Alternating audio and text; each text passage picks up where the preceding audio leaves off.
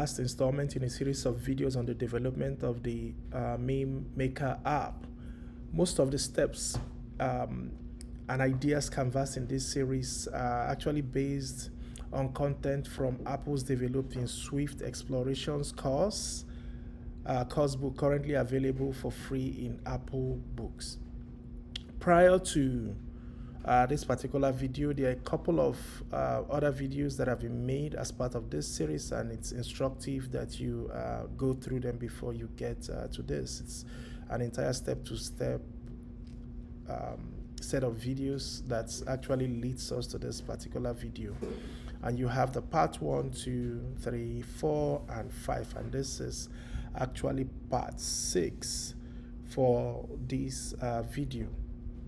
So in this last video in the series, I will show you how to add touchable interactions to the labels on the screen of your app to enable users to position them wherever they want on the screen. Think of them as being floating labels, so you can literally use hand gestures to move the labels wherever you want on the screen.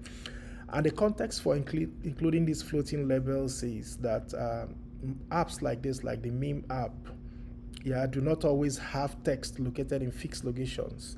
So for consistency, we decided to include a way for users to drag the labels on this app around on the screen.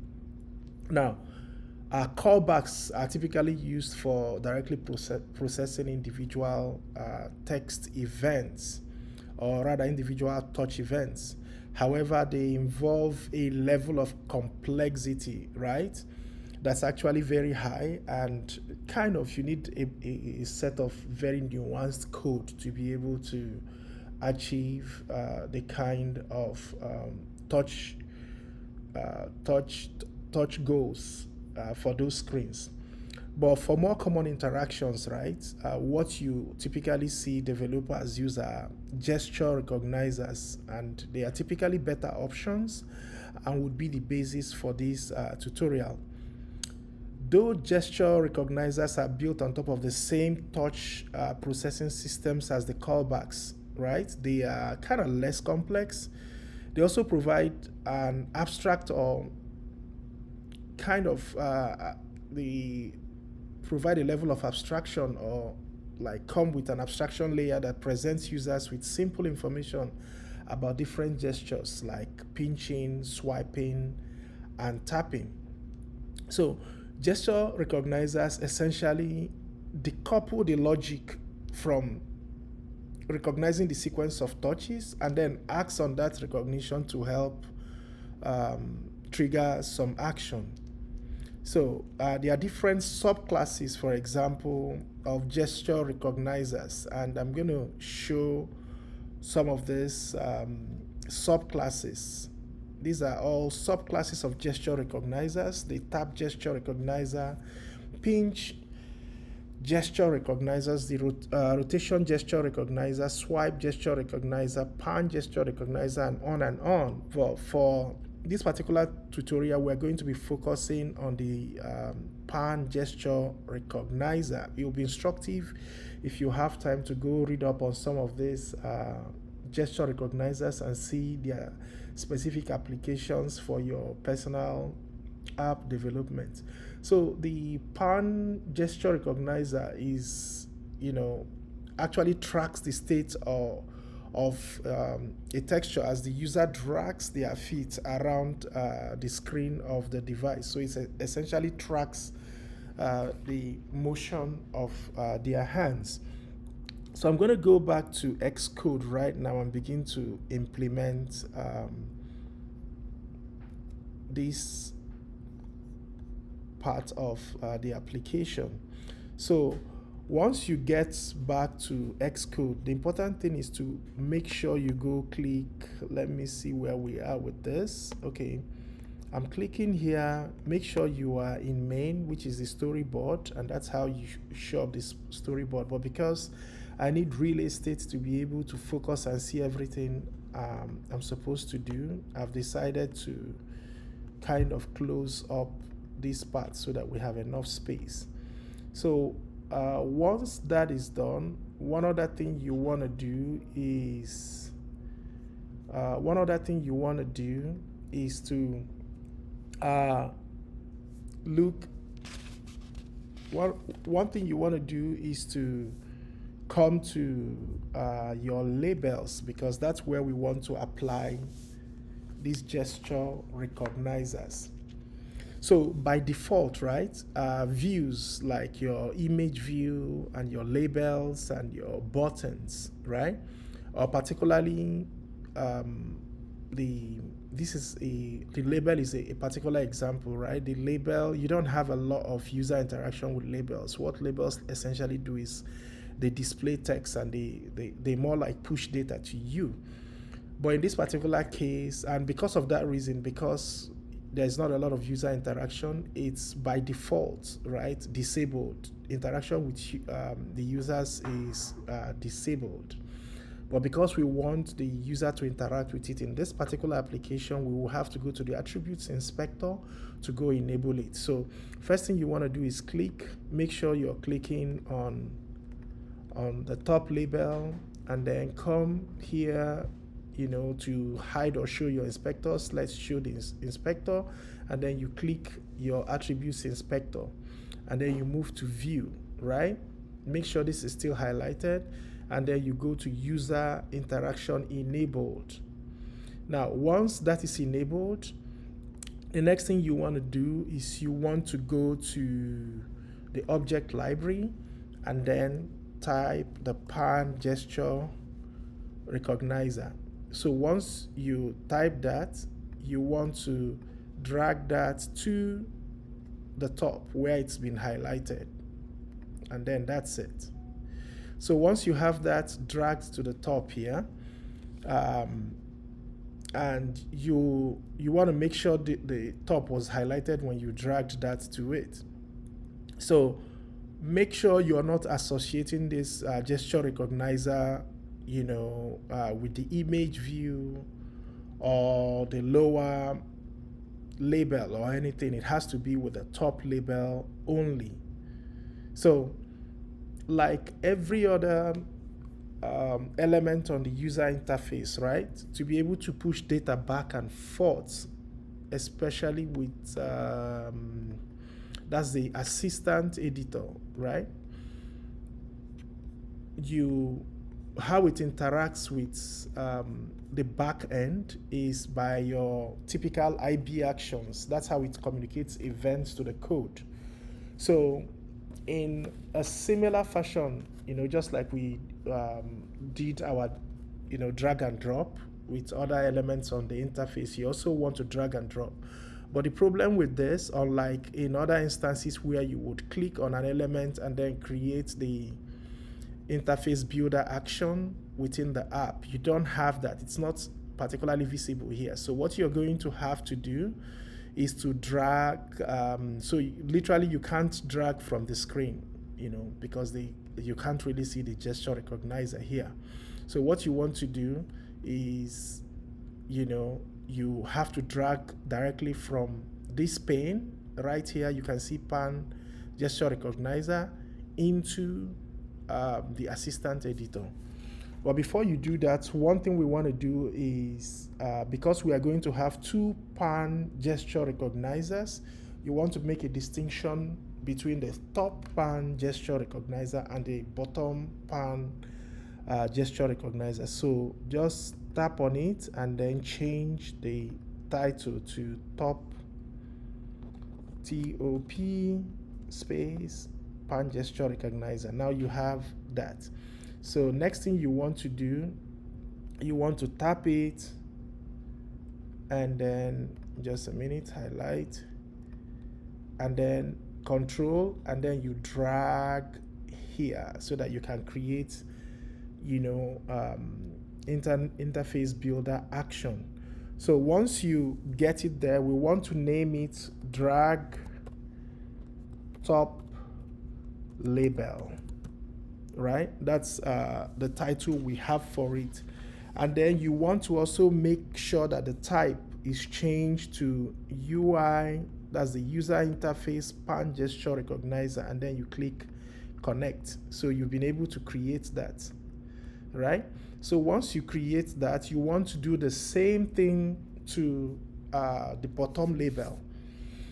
So same way you got the top label, you want to come here and then you click the bottom label, right? And then you go here and you activate user interaction enabled, and then you go to your objects library, and then you also click for pan gesture recognizer, and then you drag it to the bottom, exactly where the bottom is. So it's been dragged to the bottom, right?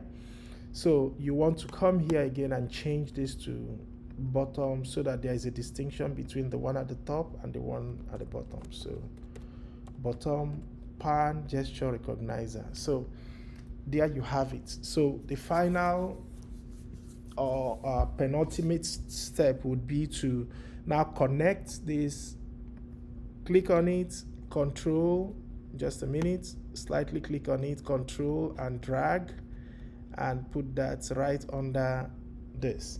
And then in this case, you also give it a name, drag bottom label.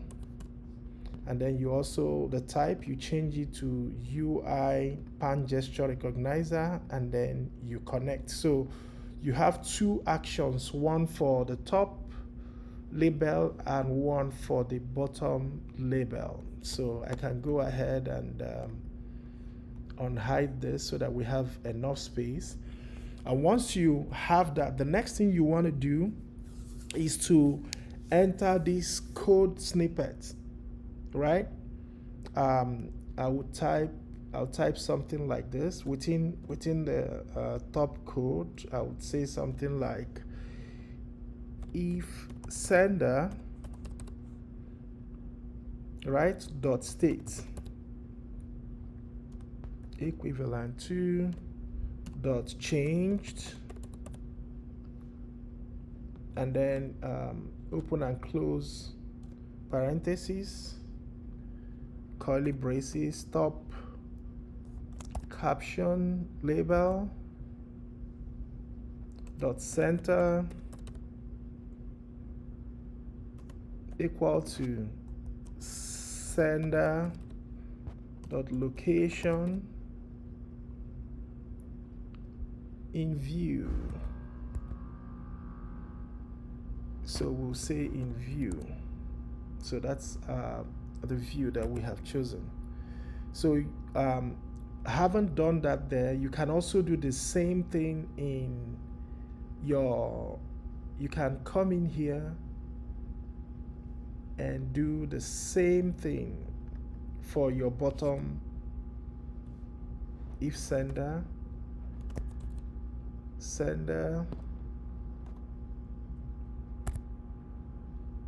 you do the same thing for the bottom. If sender dot state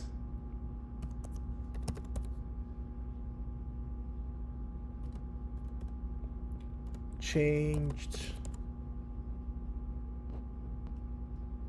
open and close, so that would be dot change. It's like a property. Open and close braces, and that's what you have there. And then you would type bottom caption label, right? Bottom caption label dot center equal to sender dot location, and then we will use view too. So let's make sure everything checks out. This is for the top label, this is for the bottom label. So essentially everything seems to check out. So we're going to kind of go over the code so that we understand what's actually going on in this two code snippets for the interface builder action for the drag top label and the drag bottom label. So these two methods, right? They're essentially called in the same way other action methods are called, and the originating object is passed as an argument. In this case, you have UI gesture recognizer. So once you tap that, this is passed to this method, right? As it is passed to the method, all of a sudden, what tends to happen is the app immediately tries to figure out the state, right? The state of the recognizer. And the recognizer actually has four different states. It can be in a state that is just began, or it can be in a state that is just changed, it just ended, or it just canceled. So for example, canceled is if something interrupts the user gesture. For example, if there's an incoming call, right, all of a sudden it goes to canceled, and then there is an interruption. So for the change state, it actually really shows that the user's touch is moving on the screen. So if the user's touch is moving, then you can be sure you want to, the app automatically wants to update the position of the label. So it's literally, and that location, as you can see, is associated with the view, right? And what this does is that it actually returns some kind of XY coordinate, in a CG point of the point that the recognizer is tracking. So as you pass, as you're passing that information to where is the in view, right? Because it's location in view, right? As you're passing it to that argument, it makes, it begins to place that label in a position that is relative to the top level view of the screen, the one that contains the label somewhere at the top. So it's literally trying to reference it to the top level, and that's what the location in view actually does. And then you also want to center it. You set the center property of the label to update its particular location. So it's essentially centering it. That's what the center does. So location tries to, locate it, place it in reference to the top of the screen, and then the center tries to center it. And for the location, right, it uses some kind of XY coordinates to be able to track it depending on how your hand is moving. So we're essentially going to run the code, and then let's see how this works out. So let's see. Yeah, so that's essentially what we do. You can see I can move that around on the screen, and then as that movement occurs, I can drop it wherever I want. You do the same thing, move this around, and that's essentially how we complete this part of the app. So if you have any questions, please drop off the questions in the comment section, or for those of you taking the class, please just shoot me an email, or you can arrange to have a discussion with me at a time of your own choosing. So thank you again for watching these tutorials. I hope they were helpful. You're welcome to reach out to me for any questions in the future. Hope to catch up with you again later. Bye.